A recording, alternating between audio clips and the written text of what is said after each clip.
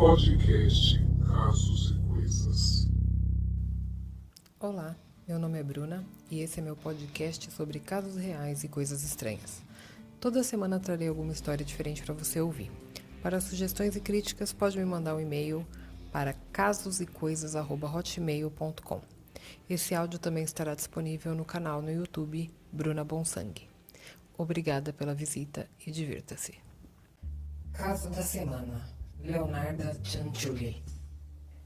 Leonarda Cianciulli nasceu em Montella Avellino, na Itália. Ela foi fruto de um suposto estupro e gravidez indesejada. A sua mãe a desprezava e a maltratava sempre que podia. Ainda jovem, tentou suicídio 2 vezes. Em 1917, Leonarda casou-se com um funcionário de cartório, Raffaele Pansardi. Seus pais não aprovavam o casamento, pois planejavam casá-la com outro homem, um sobrinho de sua mãe. Leonarda afirmou que nessa ocasião sua mãe a amaldiçoou, e logo começaram as desgraças. Em 1921, o casal mudou-se para a cidade natal de Pansardi, Lauria Potenza, onde Cianciulli foi condenada e presa por fraude em 1927. Quando libertados, o casal se mudou para Lacedônia Avellino. Depois que sua casa foi destruída no terremoto em 1930, eles se mudaram mais uma vez para Correggio, onde Cianciulli abriu uma pequena loja. Ela era muito popular e respeitada dentro do seu bairro. Leonarda teve 17 gestações durante o casamento, mas perdeu 3 dos filhos por aborto. Mais 10 morreram na juventude. Consequentemente, ela era fortemente protetora dos 4 filhos sobreviventes. Seus medos foram alimentados por um aviso que recebera há algum tempo de uma cartomante, que disse que se casaria e teria filhos, mas que todas as crianças morreriam jovens. Segundo informações, Cianciulli também visitou um cigano, que praticava a leitura da palma da mão, e lhe disse: "Na sua mão direita eu vejo prisão, à sua esquerda um asilo criminal."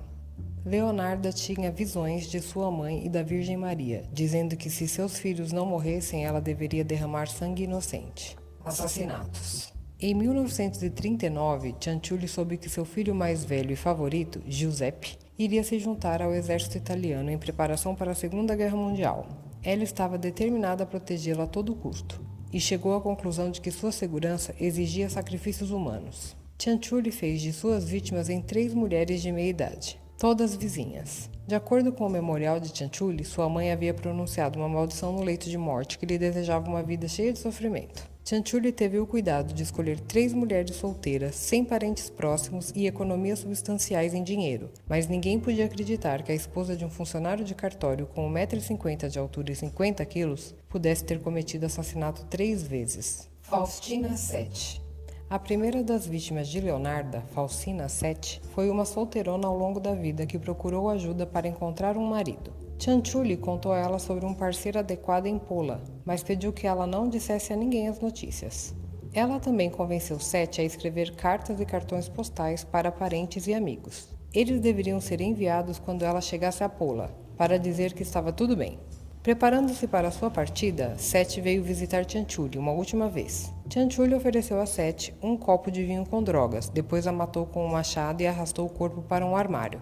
Lá, ela a cortou em 9 partes, coletando sangue em uma bacia. Cianciulli descreveu o que aconteceu a seguir em sua declaração oficial. Joguei os pedaços em uma panela, adicionei 7 quilos de soda cáustica que eu havia comprado para fazer sabão e agitei a mistura até que os pedaços se dissolvessem em um espeto grosso e escuro que eu coloquei em vários baldes e esvaziei em uma fossa séptica próxima. Quanto ao sangue na bacia, esperei até ele coagular, secar no forno, moer e misturar com a farinha, açúcar, chocolate, leite, ovos, além de um pouco de margarina, amassando todos os ingredientes. Fiz muitos bolos crocantes e servi às mulheres que vieram nos visitar, embora Giuseppe e eu também os comêssemos. Leonarda se apossou dos bens e do dinheiro de Faustina Sete. Francesca Soave. Francesca Soave foi a segunda vítima.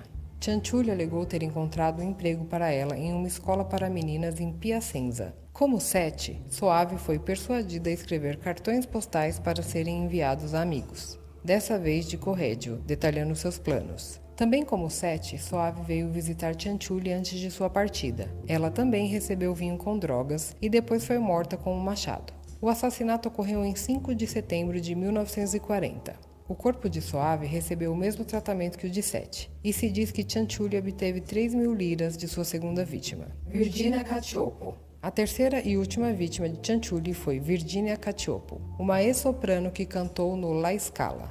Para ela, Cianciulli afirmou ter encontrado trabalho como secretária de um empresário misterioso em Florença. Como com as outras duas mulheres, ela foi instruída a não contar a uma única pessoa para onde estava indo. Ciancioppo concordou e, em 30 de setembro de 1940, veio fazer uma última visita a Cianciulli. O padrão para o assassinato era o mesmo dos dois primeiros. No entanto, ao contrário das duas primeiras vítimas, o corpo de Ciancioppo foi derretido para fazer sabão. De acordo com a declaração de Cianciulli, ela acabou no pote como as outras duas. Sua carne estava gordurosa e branca. Quando derreteu, adicionei uma garrafa de colônia e, depois de muito tempo fervendo, consegui fazer um sabão mais aceitável.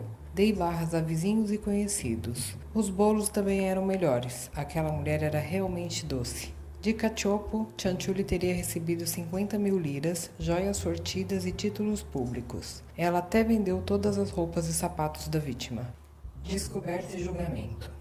Armand de Cacioppo suspeitou do seu súbito desaparecimento e a vira pela última vez entrando na casa de Cianciulli. Ela relatou seus medos ao superintendente da polícia em Reggio Emília, que abriu uma investigação e logo prendeu Cianciulli. Cianciulli não confessou os assassinatos até acreditarem que seu filho, Giuseppe Pansardi, estava envolvido no crime. Ela confessou os assassinatos, fornecendo relatos detalhados do que havia feito para salvar seu filho de qualquer culpa. Cianciulli, em frente ao comissário, mostra-se muito reticente e revelou os detalhes um pouco de cada vez. Confessou o assassinato de Cacioppo, que destruiu seu cadáver por saponificação e atirou seus restos no canal de Correggio. Depois confessou somente após longos interrogatórios de ter matado as outras duas vítimas. Na frente do policial, que perguntou o que havia acontecido com as três mulheres, ela respondeu: "Bem, eu como meus amigos. Se eles também querem ser comidos, estou pronta para devorá-los. Eu comi as desaparecidas, uma assada, outra estufada, outra cozida." Depois de ouvir uma completa confissão, o julgamento começa em 12 de junho de 1946, em Reggio Emília, no qual surge um ponto interessante de debate. Enquanto a promotoria afirma de fato que Leonardo agiu por pura ganância pelo dinheiro de suas três vítimas, ela teimosamente justifica seus assassinatos como uma homenagem a sangue devido à memória de sua mãe morta, que lhe teria aparecido em um sonho ameaçando tirar a vida de seus filhos se em troca ela não tivesse derramado sangue fresco e inocente. Se diz que durante o julgamento Leonardo teria sido secretamente levada para o necrotério, onde, para provar que agia sozinha, com a ajuda de serras e facas, seria capaz de cortar um cadáver em apenas 12 minutos, pois duvidava-se dessa capacidade, já que ela era pequena. Em 20 de julho de 1946, Cianciulli foi considerada culpada dos 3 assassinatos, do roubo das propriedades das vítimas e do desprezo dos cadáveres, e, portanto, foi condenada à hospitalização por pelo menos 3 anos em asilo criminal e 30 anos na prisão. Os anos da sua sentença foram reduzidos a 24 devido à sua semi-enfermidade mental, mas depois restaurados para 30 pela continuidade do crime. Além disso, a jurisprudência da época também negava a premeditação, por considerá-la incompatível com a semi-enfermidade. Cianciulli foi declarada culpada de triplo homicídio, destruição de cadáver por saponificação e roubo agravado com a pena de 15 mil liras. As previsões se concretizaram. Leonardo viveu mais que todos os filhos, foi presa e foi para asilo criminal.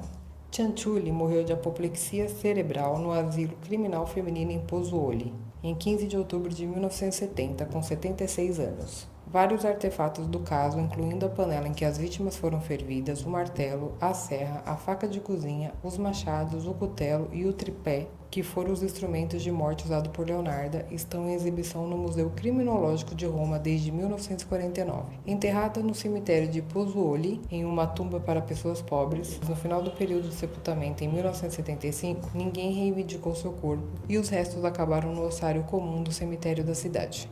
Obras inspiradas. Livro: Leonardo Cianciulli, The Soap Maker of Correggio, Serial Killer Chronicle No. 1, de F. Amos Hurt. Cinema: Grambolito, por Mauro Bolognini. La saponificatrice vita di Leonardo Cianciulli, Alessandro Quadretti. Da Lucia, por Roberto Capucci. Leonarda, de Luco Brinciotti, com Rosaria Cianciulli, que não era parente dela, mas fez o papel dela. Teatro: Amor e Magia na Cucina de Mama, por Lina Wetmiller. Leonardo Cianciulli, História de uma Serial Killer, por Andrea Pilato. Espero que tenham gostado do caso de hoje. Me sigam nas redes sociais disponíveis na descrição do canal no YouTube, canal Bruna Bonsangue. Obrigada por ouvir e até o próximo podcast.